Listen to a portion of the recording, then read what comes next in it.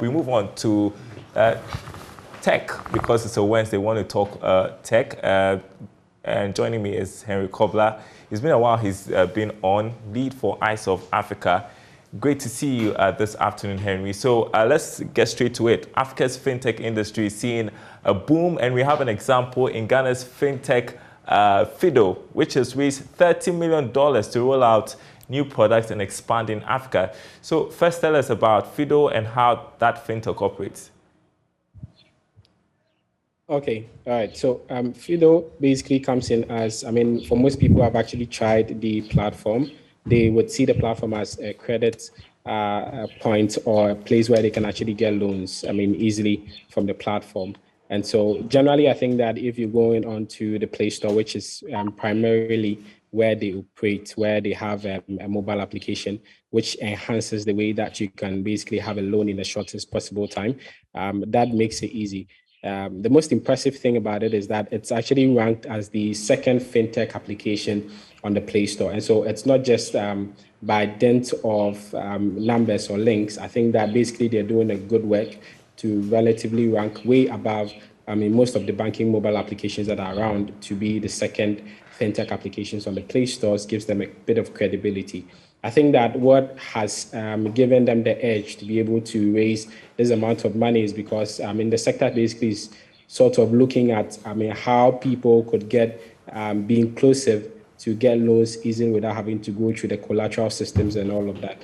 And again, I think that the value to which they actually attach in terms of the credibility score for a particular loan application seems to be a bit high, and so their recovery rate seems to be very impressive in terms of the books.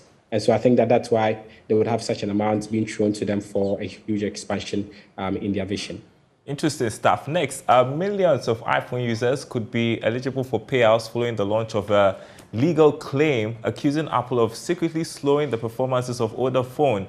Does this claim, does it have any basis at all, Henry?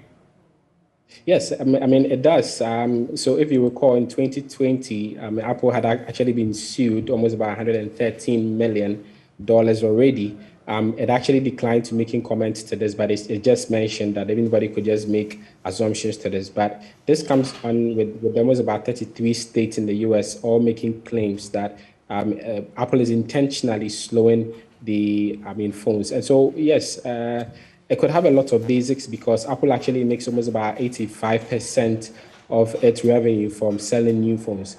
And so if that becomes your biggest revenue model, slowing down on old phones relatively gets people to have the anxiety to move on to the next iPhones, which is always pricey, but basically gives some sort of value.